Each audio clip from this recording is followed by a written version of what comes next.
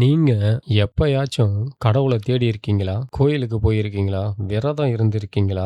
தியானம் செஞ்சிருக்கீங்களா? இவ்வளவு செஞ்சும் கடவுள் எனக்கு ஏன் தெரியல அப்படின்னு உங்க மனசுக்குள்ளாரையே கேள்வி கேட்டிருக்கீங்களா? அப்படின்னா, நான் உங்ககிட்ட ஒரு கேள்வி கேட்கிறேன். கடவுள் உண்மையிலேயே நம்ம கிட்ட இருந்து மறைஞ்சு இருக்காரா? இல்ல கடவுளுக்கும் நமக்கும் நடுவுல ஒரு திரைய போட்டு நாம தான் அவர மறைச்சு வச்சிருக்கோமா? கண்டிப்பா இந்த வீடியோ அதற்கான பதில சொல்லும். இந்த வீடியோவ கடைசி வரைக்கும் பாருங்க. கண்டிப்பா உங்களுக்குள்ளயும் என்னால கடவுள பார்க்க முடியும் என்ற நம்பிக்கை நிச்சயம் வரும்.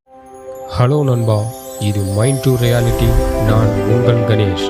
எண்ணங்களை நிஜமாக்கும் உங்கள் பயணத்திற்கு வரவேற்கிறோம்.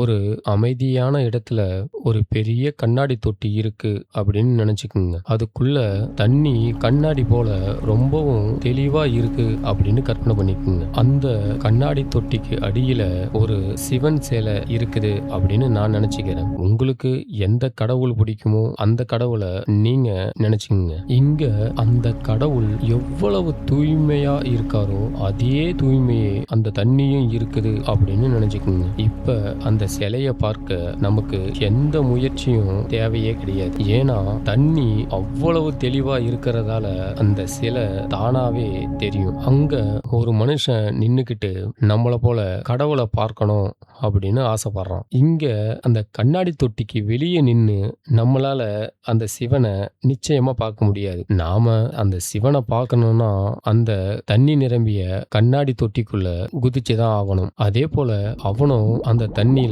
குதிச்சிட்டான். ஆனா அப்பதான் இங்க ஒரு விசித்திரமான மாற்றமே ஆரம்பிச்சது. அவன் அந்த தூய்மையான தண்ணிக்குள்ள குதிச்ச உடனேயே அவனுக்குள்ள இருந்த பல எண்ணங்கள் அப்பதான் வெளிப்பட்டது. முதல்ல கோபம், யாரோ அவனை காயப்படுத்திய நினைவுகள்லாம் வந்துச்சு. கோபம் தோன்றின உடனேயே ஒரு சிவப்பு நிற துளி அவன் இருந்த அந்த தண்ணிக்குள்ள விழுந்துச்சு. உடனே அந்த தண்ணி சிவப்பா மாற ஆரம்பிச்சது. அடுத்து அவனுடைய பேராசை, என்னிடம் இன்னும் அதிகமா இருக்கணும் அப்படின்ற எண்ணம். இந்த எண்ணம் வந்த உடனே மஞ்சள் கலர் நிற துளி அந்த தண்ணியில கலந்துச்சு. இப்ப அந்த கோபமும் அந்த பேராசையும் சேர்ந்து அந்த தூய்மையான தண்ணிய இன்னும் அதிகமா கலங்கடிச்சிருச்சு. அது மட்டுமா, மறுபடியும் பொறாம. அவனுக்கு மட்டும் எல்லாமே கிடைக்குது, ஆனா எனக்கு ஏன் இதெல்லாம் கிடைக்க மாட்டுது? அவன் மட்டும் நல்லா இருக்கானே, நான் ஏன் இப்படி இருக்கேன் அப்படின்ற எண்ணம். அந்த எண்ணம் வந்த உடனேயே ஒரு பச்சை கலர் நிறம் தண்ணியில பரவ ஆரம்பிச்சுது. அப்புறம் வெறுப்பு, நான் அவனை என்னைக்குமே மன்னிக்க மாட்டேன், அவனை நான் சும்மாவே விட மாட்டேன் அப்படின்ற அடுத்தவங்க மேல இருக்கிற வெறுப்பு அந்த தண்ணிக்குள்ள ஒரு கரும நிற துளிய பரவ செஞ்சுது. இப்படியே ஒவ்வொரு துளியா அவனுடைய எண்ணங்கள் விழுந்து விழுந்து கடைசியில அகங்காரம் என்ற ஒரு துளி விழுந்தது. எனக்கு எல்லாமே தெரியும், எனக்கு யாருடைய உதவியும் தேவையில்ல அப்படின்ற எண்ணம். இந்த உலகத்துல கடவுள் அப்படின்லாம் யாரும் கிடையாது, எல்லாமே என்னுடைய முயற்சியில தான் நடக்குது அப்படின்ற அகங்காரம். உடனே சில நேரத்துல தெளிவா இருந்த அந்த தண்ணி மெல்ல மெல்லமா இருண்டு கருப்பா மாறிடுச்சு. இங்க அந்த தண்ணிக்குள்ள இருந்த சிவன் சிலையே தெரியவே இல்லை. உடனே அந்த தண்ணிக்குள்ள இருந்த மனுஷன் பதற்றம் அடைஞ்சு அவனை சுத்தியும் பார்க்க ஆரம்பிச்சான். இங்க தானே இருந்துச்சு அந்த சிவன் சிலை, இப்ப எங்க காணோம் அப்படின்னு அவன் தேட ஆரம்பிச்சிட்டான். அவனுடைய வலது பக்கம் பார்த்தான், அவனுடைய இடது பக்கம் பார்த்தான், கீழே பார்த்தான், மேல பார்த்தான். எங்குமே அந்த சிவன் சிலை தெரியவே இல்லை. உடனே அவனுக்குள்ள ஒரு எண்ணம், அப்ப இங்க இருந்த சிவன் எங்க போனாரு? அப்ப இங்க சிவனே இல்லையா? அப்ப இந்த இடத்துல கடவுளே இல்லையா அப்படின்னு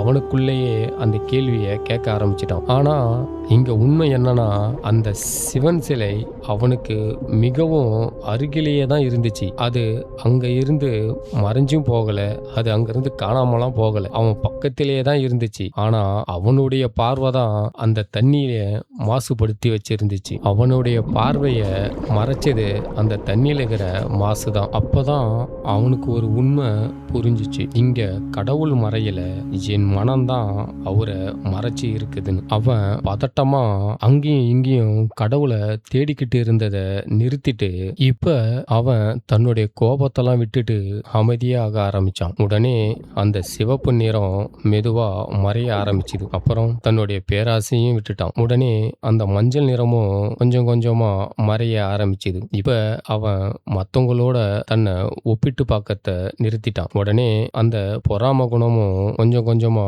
விலக ஆரம்பிச்சுது. தன்னை காயப்படுத்தியவர்களை எல்லாரையுமே அவன் மன்னிக்க ஆரம்பிச்சிட்டான். இப்ப அவன் மனசுக்குள்ள அந்த வெறுப்பு கொஞ்சம் கூட இல்ல. உடனே அந்த கருப்பு நிறமும் கொஞ்சம் கொஞ்சமா மறைய ஆரம்பிச்சுது. கடைசியா நான் அப்படின்ற அந்த அகங்காரத்தையும் அவன் விட்டுட்டான். அப்ப தண்ணி மறுபடியும் பழைய நிலைக்கு வர தொடங்கிச்சு. ரொம்பவும் தெளிவா மாற ஆரம்பிச்சுது. அந்த சிவன் சிலை எவ்வளவு சுத்தமா இருந்துச்சோ அதே சுத்தத்துக்கு அந்த தண்ணீரும் தெளிவாக ஆரம்பிச்சுது. காரணம், அந்த மனுஷனும் அந்த தண்ணி எவ்வளவு சுத்தமா இருந்துச்சோ அந்த அளவுக்கு அவனுடைய மனமும் தூய்மையா மாற ஆரம்பிச்சிடுச்சு. இங்க அந்த மனிதனுடைய மனமும் தண்ணீரும் கடவுளும் ஒரே தூய்மையிலேயே இருந்ததால 2 பேரையுமே ஒருவருக்கு ஒருவர் பார்க்க முடிஞ்சுது. இப்ப அவன் கடவுளை தான் கண்ணாலேயே அவனால பார்த்து உணர முடிஞ்சுது. இப்பதான் அவனுக்கு ஒரு மிகப்பெரிய உண்மையை புரிஞ்சிச்சு. இங்க கடவுள் ஒருபோதும் அவனை விட்டு போகல. இங்க மாறியது கடவுள் கிடையாது, அவனுடைய மனம்தான். நம்மளுடைய வாழ்க்கையிலையும் இதே தான் நடக்குது. கடவுள் என்னை விட்டு போயிட்டாரா, என்னுடைய பிரார்த்தனை எல்லாம் ஏன் நிறைவேறல, கடவுள் எனக்கு ஏன் தெரியல, கடவுள் ஏன் என் முன்னாடி வந்து நிக்க மாட்டாரு அப்படின்னு நாம பல கேள்விகளை கேட்டுக்கிட்டு இருக்கோம். அதுக்காக இங்க பல சாங்கியம் சம்பிரதாயம் எல்லாம் செஞ்சுக்கிட்டு இருக்கோம். ஆனா இங்க நாம கடவுளை தேட வேண்டியதே இல்லை. முதல்ல கடவுளை மறைச்சிருக்கோம். நம்முடைய எண்ணங்களை தூய்மைப்படுத்தினாலே போதும். கடவுள் இங்க இருக்காரா, அங்க இருக்காரா, இந்த கோவிலுக்குள்ள இருக்காரா, இந்த மலை மேல இருக்காரா, இந்த சாமியாருக்குள்ள இருக்காரா அப்படின்னு சுத்தி சுத்தி தேடிக்கிட்டே இருக்கிறோமே தவிர கடவுள் நமக்குள்ள இருக்காரான்னு நாம என்னைக்குமே கடவுளை தேடுறதே கிடையாது. அப்படியே ஏதாவது கோவிலுக்குள்ள போனாலும் கடவுள்கிட்ட எனக்கு இதை கொடு, எனக்கு அதை கொடு அப்படின்னு கடவுள்கிட்ட எதையோ ஒன்று கேட்க தான் போறோமே தவிர கடவுளை உண்மையாலுமே நேசிக்கிற மாதிரி தெரியல. அதனாலதான் கடவுள் நம்ம கிட்ட இருந்து மறைஞ்சே இருக்காரு. ஒருவேளை கடவுள் உங்களுக்கு தெரியணும் அப்படின்னா முதல்ல நீங்க போட்டிருக்கும் அந்த திரைய விளக்க பாருங்க. கடவுளை தேடுவதற்கு முன் கடவுளை மறைத்திருக்கும் நம் மனதை தூய்மைப்படுத்துவோம். இந்த வீடியோ உங்களுக்கு பிடித்திருந்தால் இந்த சேனலை சப்ஸ்கிரைப் செய்து கொள்ளுங்கள். அடுத்ததாக கடவுள் என்பது யார், கடவுள் எங்கே இருக்கிறார் என்பதை தெரிந்து கொள்ள மைண்ட் டு ரியாலிட்டியுடன் இணைந்திருங்கள். நன்றி.